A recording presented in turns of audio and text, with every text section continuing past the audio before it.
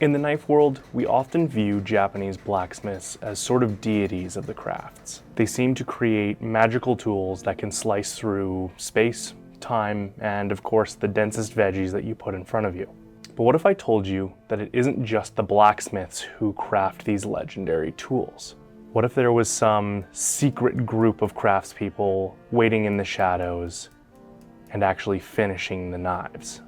These people aren't awarded the same kind of distinction that their blacksmithing kin are. And of course, these people are the sharpeners. To be frank, they don't get the credit that they deserve. So today, we're going to take a deep dive into what it is that sharpeners and blacksmiths actually do. First, we need to discuss sharpening as a whole. We often talk about geometry and how that affects the performance of a knife, but what does that actually mean? The geometry of a knife is how the sharpener has shaped the entire side and edge of a knife. Some are flat. They're still ground, but they usually only need the very edge sharpened most of the time. Some have leftover forge scale and have a very, very, very obvious beveling. Virtually every knife has a micro bevel. And when I say sharpening, this is what I assume most people think I'm talking about. It's the very tiny, thin line on the very edge of the knife, and it's what makes contact with the food first. For Japanese knives, this is usually about a 15-degree angle at the very edge of the knife. This helps it glide right through whatever you're prepping. The primary bevel is a little bit of a different story. This would be what the sharpener is grinding along with that micro bevel. It usually has either a concave, convex, or flat profile to it. It can be a huge factor on how food releases from the knife, which means when you're cutting, does it separate from the knife or does it stick? And the thinness behind the edge. The thinness behind the edge is what makes something glide through a dense vegetable. That thinness is extremely important because the thinner a knife, the easier it will glide through some of those more dense things that you're trying to cut with.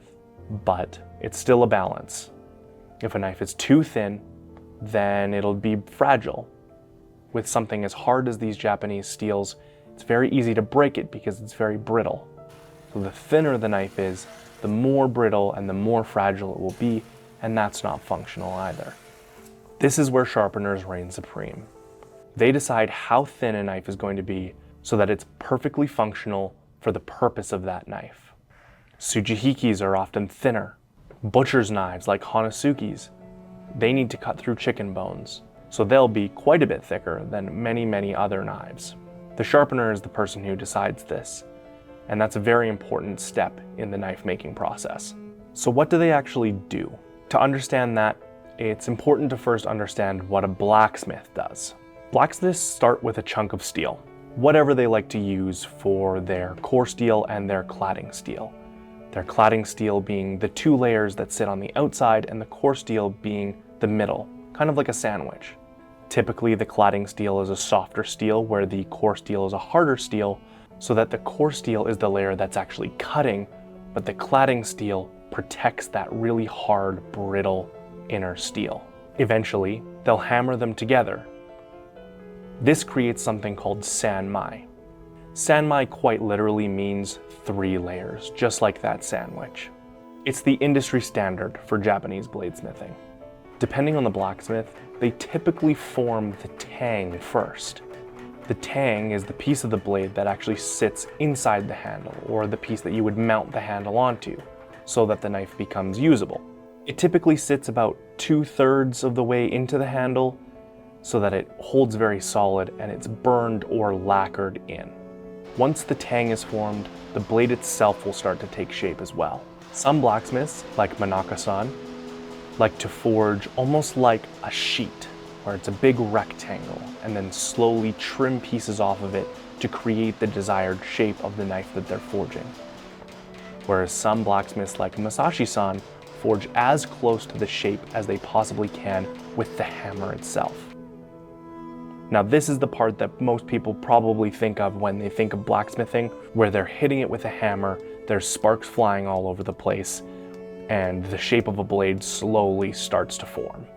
After shaping, they quench and heat treat their blanks, creating and finalizing the amazing steel quality that we expect out of Japan.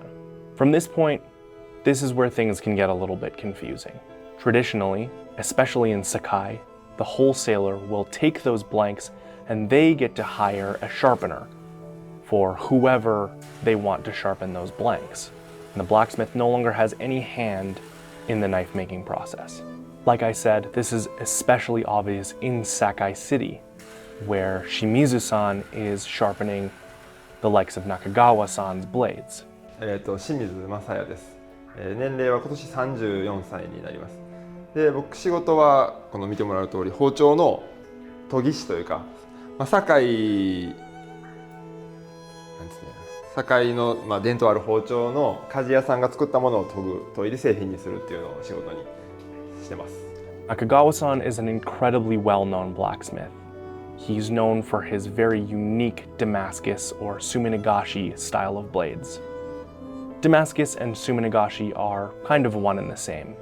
However, suminagashi is the description that we use for Damascus in Japanese because it means swirling ink. And that's what it looks like. Nakagawa-san has started his rapid and fairly impressive rise to fame quite recently. He's wowed collectors around the world with his very distinct style, but he focuses solely on his forge, creating some extremely unique patterns and exceptional steel quality. This means that pulling his attention away from his forge would actually be a detriment to his workflow. So he doesn't sharpen. Now it's important to note that Nakagawa-san can sharpen. He understands the task and chooses to outsource it elsewhere so that he gets the best possible result for his customers. And of course, more time in his forge. In Sakai, they're also extremely proud of their division of labor. きっかけか、ちょっと長くなっても大丈夫ですか？全然大丈夫です。もともと僕看護師をしてて、で、そのなんていうんですか、就職氷河期というか、なかなか働くところがないっていうような時代背景やったんで、手に職つけようかなと思って看護師の免許を取って、で2年間働いてみたんですけど、やっぱすごいなんてやろう、マルチタスクが必要というか、なんかこっちで仕事やっててもあっちで呼ばれてみたいな、すごく集中して仕事をするっていう感じではなくって、でなんとなくものづくりみたいなことをして、すごい没頭した仕事をやりたいっていう気持ちが芽生えてきて、でそんな中でそのなんていうの、大阪の堺市の職人育成道場っていうのをたまたま見つけたんで、そこを応募したらなんか通っていってみたいな感じですね。なんで包丁かっていうのはただ単に堺に住んでたからっていうのが大きくて、やっぱそこ、近くになんていうの、世界に誇れる技術があるんやったらそれに挑戦してみたいなみたいな思いがありました。Each person becomes a master at their own task, repeating their job thousands and thousands of times over a course of a year. This forces them to analyze every step, and then because they're analyzing it so heavily, they're able to improve on these steps consistently. This style of division of labor means that once a sharpener gets their hands on a blank, the blacksmith has done everything they possibly can to make that the best steel quality that they can put forward. Now that it's time to sharpen the blank, the sharpener has to actually assess what this knife is going to be for. Then, they decide how they're going to sharpen it to allow that knife to do specifically that task in the best way that it can. This is where that conversation about geometry comes in, where some knives are convex, some are concave, and some are more flat. All of them have a primary bevel and a secondary bevel or a micro bevel. However, each geometry does something a little bit differently. Flatter knives typically tend to be a little bit thinner. However, that doesn't mean they have a better cutting performance or the same thinness behind the edge as something convex or concave. Something convex will have better food release because it has a slight air pocket. When you're slicing something like a carrot with a convex knife, you'll be able to tell because the carrot separates from the knife almost immediately. Now, of course, there are foods that are always going to stick, like cucumbers. However, you will notice a difference between a convex and a concave knife based on how much they stick. The sharpener, once they've decided what the best course of action is, takes the time to grind down the sides of the knife and really commit to that geometry. Now this is especially impressive to watch. This is a really difficult process. It's important to give these sharpeners the respect that they deserve because of the physicality of their job.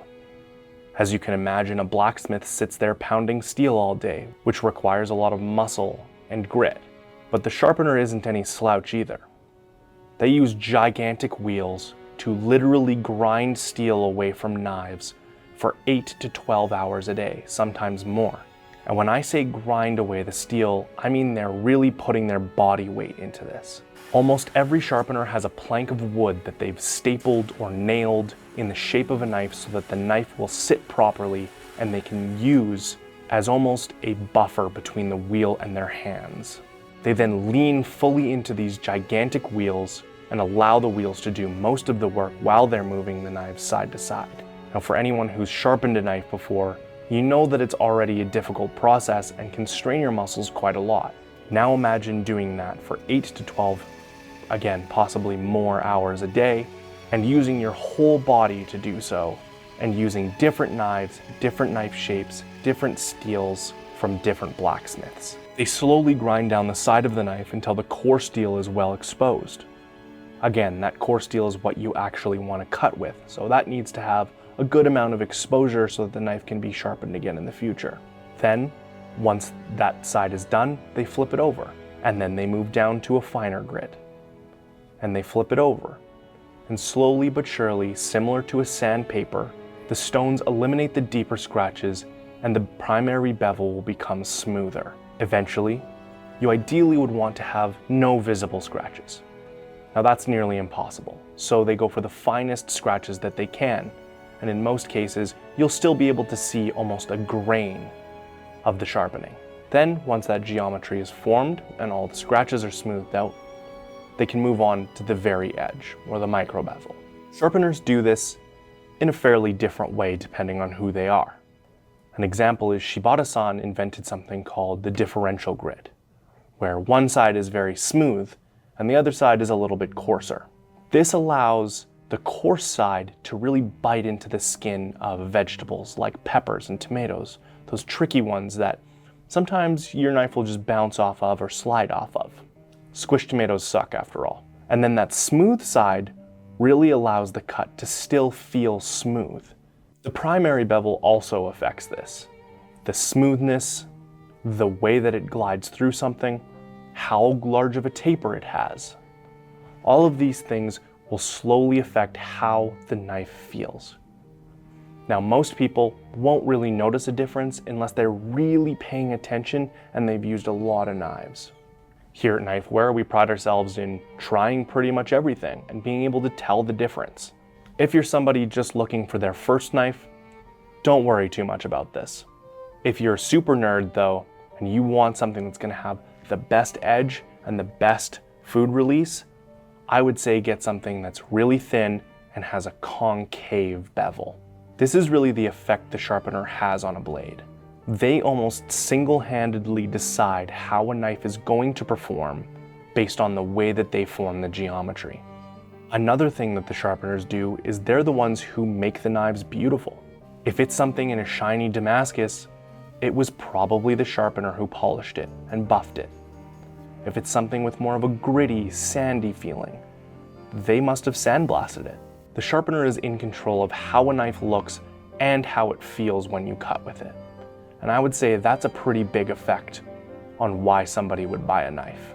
But despite what's happening in Sakai City, there are other places that don't do things quite the same. In Sanjo, for example, they almost never separate the blacksmith and the sharpener, and the blacksmith usually does 100% of the process.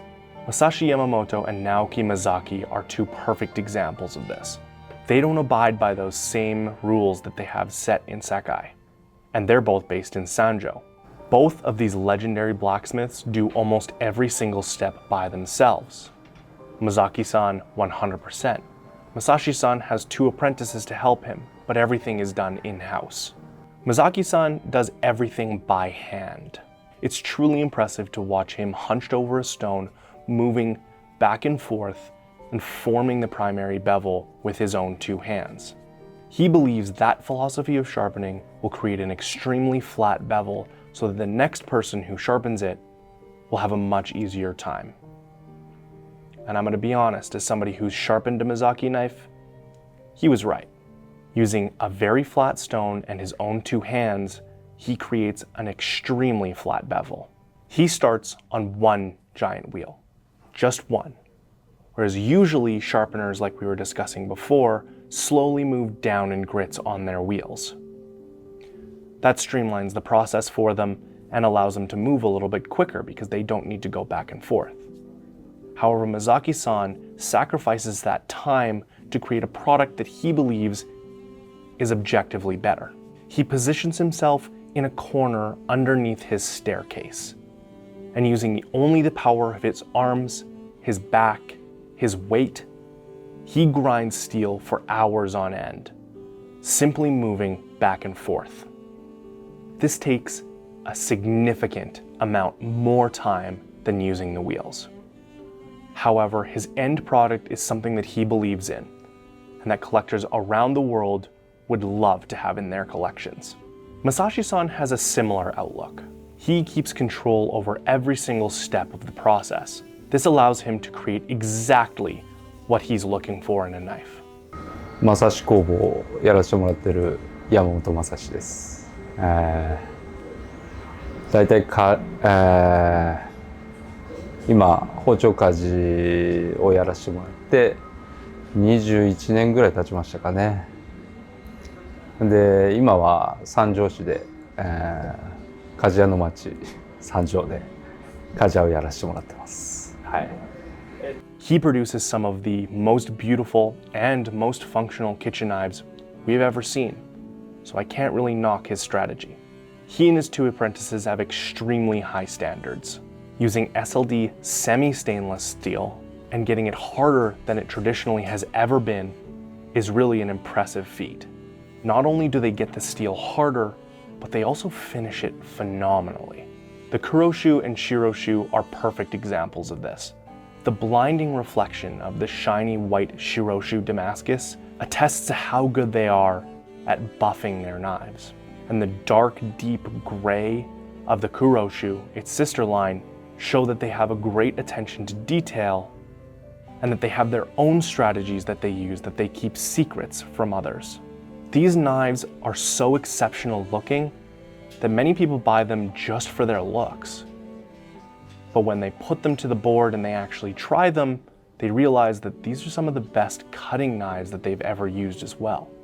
いや俺がこの世界に入ってから、まあもちろん親方とか作ってるものを通常見れるわけじゃないですか。でその他にもう俺が入った時には祖父が引退してたんですけど、祖父が作ったものとか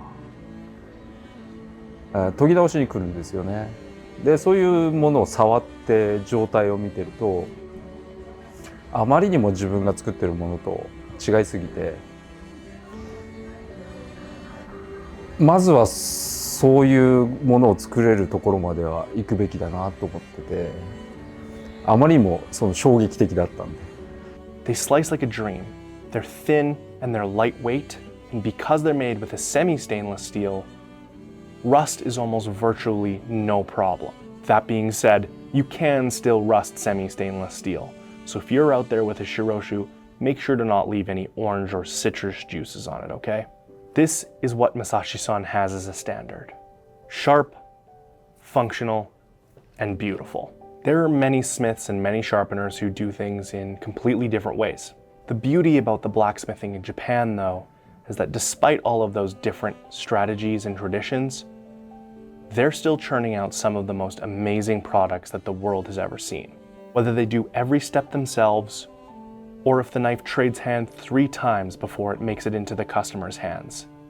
The promise from Japan is that these knives will be exceptional in everyday use. No matter their approach, the craftspeople in Japan have an unmatched attention to detail.